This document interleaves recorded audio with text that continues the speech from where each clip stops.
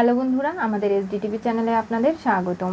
আমি দীপিকা চলে এসেছি আপনাদের জন্য তোমাদের রানী সিরিয়ালের আপডেট নিয়ে। রানী ভোর ভোর উঠে নিজের মেয়ে দুনির কাপড়গুলো কেচে দিয়ে সেগুলোকে ক্লিপ লাগিয়ে রোদে শুকাতে দেয়। এরপরে রানী চলে আসে বাড়ির ভেতরে। পিঙ্কি ভাবে, রানী তোমাকে কোনোভাবেই চ্যালেঞ্জটা আমি জিততে দেবো না, তুমি যতই কিছু করো না কেন তোমাকে হারতে যে হবেই। এই বলে দুনির কাপড়গুলো নিয়ে মাটিতে ফেলে দেয়। কাদা মাটি মেখে একসা হয়ে যায় কাপড়গুলো। আর এরপরে দেখি না ছোটো মা তোমাকে কি করে। রানী সকাল সকাল এসেই মেজ বৌদিকে দেখতে পারে রান্নাঘরে। বলে, গুড মর্নিং। তুমি এত সকাল সকাল উঠে গেছো রানী? কি আর করব, আজকে জানো তো 6টার সময় অ্যালার্ম দিয়েছিলাম, দুনির কাপড় চোপড় ধুয়ে মেলে দিয়ে আসলাম। এখন চা হয়ে গেছে, দুর্জয়কে চাটা দিয়ে আসি, আর ওকে ডেকে দিতে হবে, ওর একটা এমার্জেন্সি অপারেশন রয়েছে সকাল সকাল, ওকে যেতে হবে তো তাই। রানী, এইবারে ছোট বউ সব থেকে বেশি স্পেশাল, সে সব দিক বজায় রেখে নিজের লেখাপড়া করছে, তোমার মতো ট্যালেন্ট কেউ হতে পারবে না রানী। তোমার মনের যা জোর, তুমি দেখবে সব কিছু তুমি করতে পারবে। আর মায়ের জানোই তো মাথাটা গরম, যখন তখন রাগ উঠে যায়, আবার ঠান্ডাও হয়ে যায়। আমি জানি মেজদি ভাই সেটা, কিন্তু একজন মানুষ আর একজন মানুষের জীবন তো কন্ট্রোল করতে পারে না। আমি আমার মেয়ের প্রতি দায়িত্ব কর্তব্য কতখানি পালন করব, কি করব না করব, সেই সব বিষয়ে সবসময় খোঁচা মেরে আমাকে তো কথা শোনাতে পারে না। শাশুড়ি হয়েছে জন্য কি সব অধিকার জন্মে গেছে নাকি? কিন্তু তারপরেও আমি করছি সব কিছু, দেখি না কি হয়। রানী, এখন তুমি একটু কথা মেনে চলো, বুঝতেই তো পারছো তোমার পড়াশোনা এখন 1 বছর হয়ে গেল, পরীক্ষা দিয়ে ফেললে পাশও করে যাবে তুমি, আর পরের বছরে তোমার পড়াশোনার চাপ বাড়তে বাড়তে ততদিনে দুনি একটু বড় হয়ে যাবে, তখন তুমি সবটা সামলে নিতে পারবে। ঠিক আছে মেজদি ভাই, আমি চাটা নিয়ে যাই। তখনই পিঙ্কি চলে আসে, বলে, কি ব্যাপার রানী, চ্যালেঞ্জ নিয়েছো বলে সকাল সকাল উঠেই লেগে পড়েছো, দেখা যাক শেষ পর্যন্ত কি হয়। পিঙ্কি বৌদি, তুমি খুব ভালো করে জানো তুমি আর আনিশাদি মিলে ওই আয়াকে এনেছিলে, সকাল সকাল নিশ্চয়ই উঠে পালিয়ে গেছে আয়া। আমি বুঝতে পারছি তোমাদের এই সমস্ত চালাকি আমি ধরে ফেলেছি, তাই না? তুমি কি ভেবেছো এরকম করে তুমি আমার লাইফটাকে কন্ট্রোল করবে? সেটা হবে না পিঙ্কি বৌদি। তুমি সব সময় আমার সন্তানকে নিয়ে খেলবে, সেগুলো আমি মা হয়ে কি করে মেনে নেব? তোমাকে তো খারাপ মা প্রমাণ হতেই হবে রানী, তুমি কোনোভাবেই কারো কাছে ভালো হতে পারবে না। চ্যালেঞ্জ নিয়েছো বলে কথা, চুপচাপ করে এখান থেকে যাও, তা না হলে কিন্তু আরও বড় ঝামেলায় ফেসে যাবে। আমি এসব কোনো কিছুকে ভয় পাই না, সেটা তুমি জানো। কিছুদিন যাবৎ আমার পরীক্ষা চলছিল, আমি 10 রকমের 10টা কাজ করতে গিয়ে হাঁপিয়ে গিয়েছিলাম। তবে এখন আমার মাথায় কোনো টেনশন নেই, কোনো কাজের প্রেশারও নেই, তাই তোমাকে আর আনিশাদিকে এবার আমাকে শায়েস্তা করতে হবে। আমার মাথা কিন্তু আবার ঠিক জায়গায় চলে এসেছে, তুমি জানো আমার মেধা কতখানি। আমি যদি একবার ক্ষেপে যাই কি কি করতে পারি সেটাও তুমি খুব ভালো করে জানো। তাই বলছি, আমার পেছনে একদম লাগার চেষ্টা করো না, যা করবে ভেবেচিন্তে করো। এই বলে রানী চলে যায়। পিঙ্কি ভাবে যে একটু পরে ছোটো মা তোমার ঘরে গেল বলে এমন শায়েস্তা তোমাকে করবে তুমি ভাবতে পারছো না। এখনো বড় বড় কথা, এতটা মনের জোর, সব কিছু তোমার শেষ হয়ে যাবে। রানী চায়ের কাপ এনে রেখে দুর্জয়কে ডাকতে শুরু করে, এই যে ডাক্তারবাবু উঠুন, আপনার তো আজকে একটা অপারেশন রয়েছে, আপনাকে যেতে হবে না? অনেকবার ডাকাডাকির পরে দুর্জয়ের ঘুম ভেঙে যায়। দুর্জয় উঠে চা খেতে লাগে। তখনই রানী তার মেয়েকে আদর করে দেয়। ঘুম ভেঙে গিয়েছিল আবারও তাকে ঘুম পাড়িয়ে দেয়, আর বলে, দুনি জানিস তো তোর মায়ের অনেক কাজ আছে, তোকে স্নান করাতে হবে, খাওয়াতে হবে, ঘুম পাড়াতে, আবার ওষুধ খাওয়ানো রয়েছে, সেগুলো তো আমাকে একলা করতে হবে। তাই বলছি বেশি কান্নাকাটি একদম করবি না, তাহলে তো ঠাম্মি এসে আমাকে বকাঝকা করবে কিন্তু। আচ্ছা রানী, তোমার কি আমার জন্য সময় নেই? এই বলে রানীকে জড়িয়ে ধরে দুর্জয়। দরজাটা খোলা আছে তো, তাতে কি, আমি আমার বউকে জড়িয়ে ধরবো, আদর করব, ভালোবাসবো, কে কি বলবে আমাকে বলো? আমি তো সেগুলো বুঝতে পারছি। আর যাই কিছু হয়ে যাক না কেন, আমি কিন্তু তোমার পাশেই রয়েছি রানী। আমি জানি দুর্জয়, আর সেজন্যই তো আমার পথগুলো সহজ হয়ে যাচ্ছে। তবে আমাদের মেয়েকে তো আমাদেরই মানুষ করতে হবে। তখনই হঠাৎ সেখানে শুক্লা চিৎকার করতে করতে চলে আসে, বলে, এসব কি ছোট বৌমা, তুমি লোক দেখানো কাজ করতে গিয়েছো আর আমার নাতনির কাপড়গুলো সব মাটিতে পড়ে কাদায় একসা হয়ে গেছে, এগুলো তো আবার কেচে দিতে হবে। রানী বলে, মা এসব কি বলছো তুমি? আমি তো এত ছোট ছোট জামার জন্য ক্লিপ লাগিয়ে দিয়েছিলাম, যাতে রোদেও বাতাসে উড়ে না যায়, তারটা কি তাহলে ছিঁড়ে পড়ে গেছে না তো? তাহলে কি করে বাইরে এতটা বাতাসও নেই, কাপড়গুলো পড়ে গেল ক্লিপ দেওয়া সত্ত্বেও? আমি তো সেটাই বুঝতে পারছি না। তার ছিঁড়ে গেলে হয়তো সবগুলো পড়ে যেত।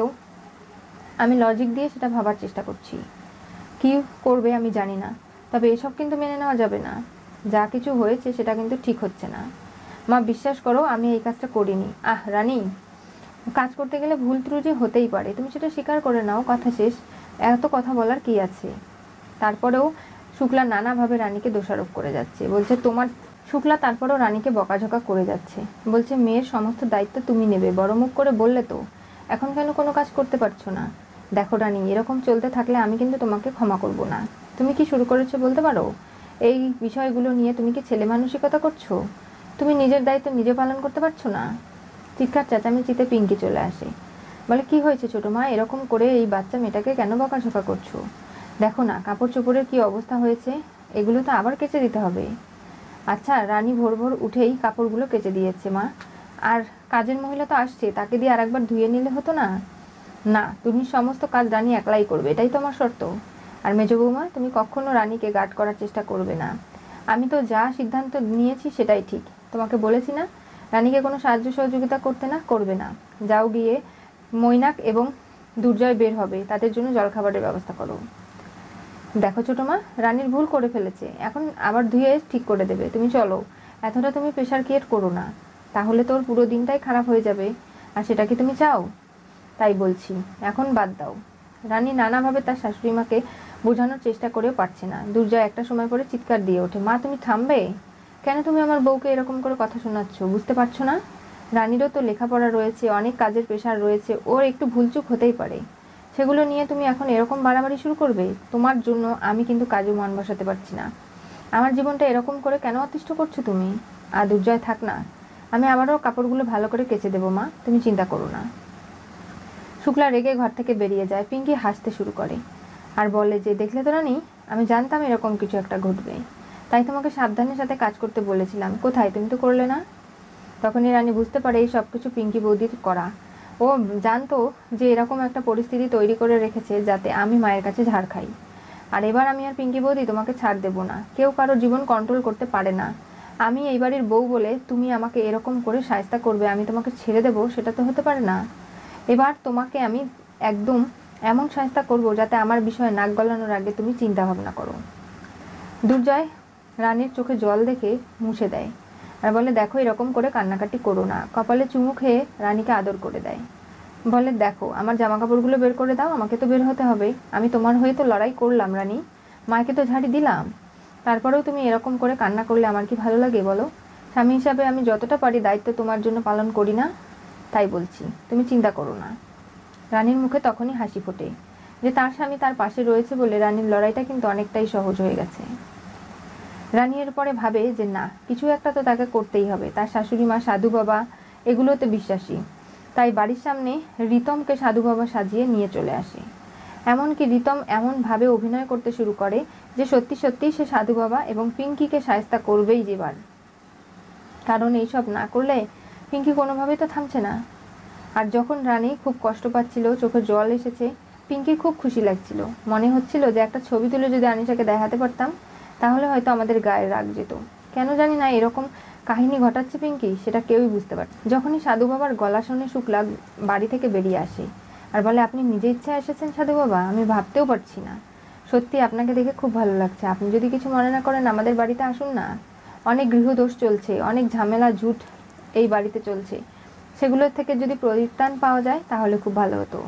আমি তো সেজন্যই এসেছি, আমি জানি যে কি ঘটছে না ঘটছে, আর সেই সব করতে আমাকে এই বাড়িতে আসতে হতোই, তাই আমি এসেছি। কি ব্যাপার ছোটো মা, তুমি কি ওনাকে ডেকেছো নাকি? না, তবে উনি নিজে থেকে যখন এসেছেন তখন আমার বাড়িতে ওনাকে অন্ন গ্রহণ করতেই হবে। আপনি ভেতরে চলুন না সাধু বাবা, আর আপনি তো অন্তর্যামী, যা কিছু বলবেন নিশ্চয়ই ঠিকঠাক হবে, ঠিকভাবেই বলবেন। আর এদিকে রানী তার মেয়ে দুনিকে নিয়ে বাড়ি থেকে বেরিয়ে আসে আর ভাবতে লাগে যেন যেমন অভিনয় শিখিয়ে দিয়েছে তেমনটাই যেন রিতমদা করতে পারে, তাহলে খুব ভালো হবে। আর রিতম যদি একবার এগুলো করে পিঙ্কি বৌদি এমনিতেই শায়েস্তা হয়ে যাবে, কোনোভাবেই তাকে কেউ বাঁচাতে পারবে না। আর শুক্লা যেভাবে ক্ষেপে থাকে সব সময়, তার মাথা ঠান্ডা করতে এর থেকে ভালো উপায় রানীর মাথায় কিচ্ছু আসেনি। রানীর এখন একটাই টার্গেট, লেখাপড়া যেহেতু নেই, দুনির দায়িত্ব তো পালন করবেই, সঙ্গে পিঙ্কি এবং আনিশাকে এবার শিক্ষা দেবে। কি হতে চলেছে তোমাদের রানী সিরিয়ালের পরবর্তী টুইস্টে? রানী সাধু বাবাকে নিয়ে আসলো শুক্লার কাছে পিঙ্কিকে শায়েস্তা করতে। এবার দেখা যাক রানী এই পরিকল্পনায় কিভাবে সফল হয়। পিঙ্কি খুব ভালো করে জানে রানীর যা মনের জোর, এবং দুর্জয় রানীর পাশে রয়েছে। একজন স্বামী তার স্বামী বউকে এতটা সাপোর্ট করছে, সেখানে রানী কি করে অসম্মান অসুখী হতে পারে? তাই পিঙ্কির অনেকগুলো চক্রান্তই বারবার বিফলে যাচ্ছে। পিঙ্কিকে এবার শায়েস্তা করতে রানী যে পরিকল্পনা করেছে সেটাই তাকে এবার সফল হতে হবে, তাহলে পিঙ্কির জব্দ হবে। জানতে হলে চোখ রাখতে হবে আমাদের চ্যানেলে। পাশে থাকা বেল আইকনটি অবশ্যই করে ক্লিক করুন।